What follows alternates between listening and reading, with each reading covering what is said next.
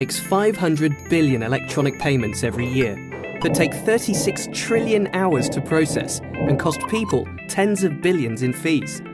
Money uses old, inefficient technologies that are slow and expensive and run on disconnected networks.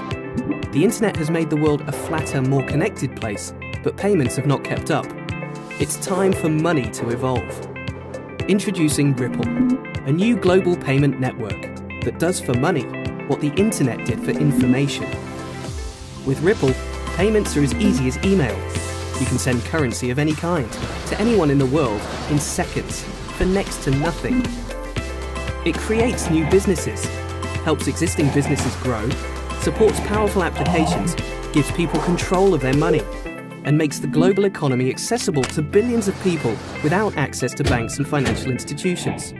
The future of money is going to be a smarter, faster, more efficient and prosperous place for everyone. Come join the growing Ripple community and help build the network that will transform the way the world does business.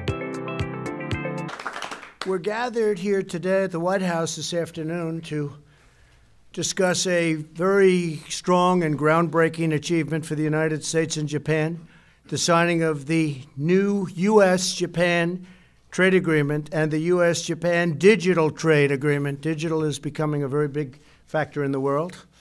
These two deals represent a tremendous victory for both of our nations.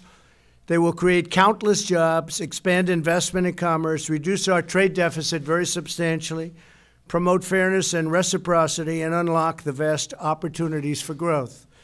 In the United States, these deals are a game changer for our farmers. I'm Chris Larson. I'm the co-founder and CEO of Ripple Labs. Ripple Labs is a software company based here in San Francisco.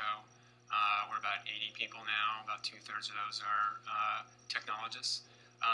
Ripple Labs is the company that first built the Ripple protocol. The Ripple protocol is an open source distributed ledger, inspired by the technology behind Bitcoin, but sort of repurposed to be sort of a currency agnostic, kind of faster sort of settlement system. So the way we see this technology being used is less for building a new currency for the world. We don't think the world actually needs new currencies necessarily, but it does need a faster way of moving existing currencies because it just takes, there's no global switch in the world for moving value. So that's why it takes 2+ days to move value, between countries with a lot of cost and not much competition on sort of foreign exchange. So we're trying to approach distributed ledgers by focusing on building an alternative to correspondent banking as sort of step number one. But you can probably see these sort of faster payment technologies moving into security settlement, maybe even supply chain. So happy to talk about any of those categories. Rather than being an internet system. So we need that internet of value to be developed. And that's what we spend our time working on, is a replacement for SWIFT and correspondent banking.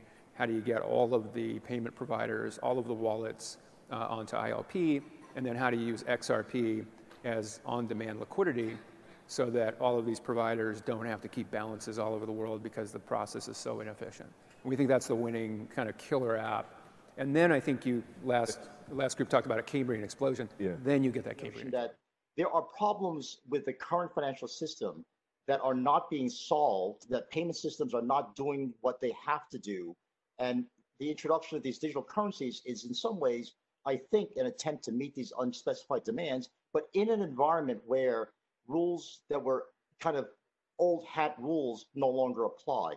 And so in that context, let me say that these digital currencies, I think, are meant to satisfy the notion that, well, cross-border payments are incredibly expensive.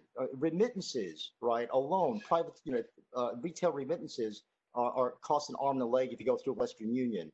They take a long time. And so when you think from an economist's perspective, what's the purpose of a payment system? It's to quickly get money from one place to another and make sure that once it gets there, it's final, that you actually have what you're supposed to have. So finality, right, and a medium of exchange is something that the payment system ensures. But what is it that you're paying with? And that's what the central bank produces. It's a currency.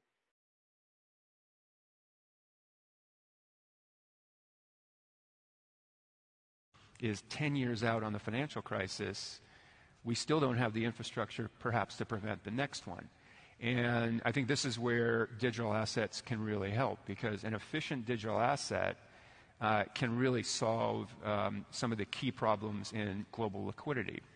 You know, the world's got trillions and trillions of dollars tied up in liquidity just to get around how clunky the movement of value is around the world. If with a really efficient digital asset, something like XRP, again, that's what we believe will be the most efficient, you can now reduce trillions and trillions of capital from being tied up. So you can make those transfers instantly as a bank or as a payment provider or as an enterprise without having to have money pre-positioned all over the world. So that attribute of a healthy liquid market is really resilience. And that is getting at the ability for a market to recover from a significant systemic event. I said publicly before that I think 99% of all crypto probably goes to zero. But there is that 1% where I think that is focused on solving a real problem for real customers and is able to do that at scale. And that's going to be game-changing. And I think that's going to continue to grow significantly in the decades ahead.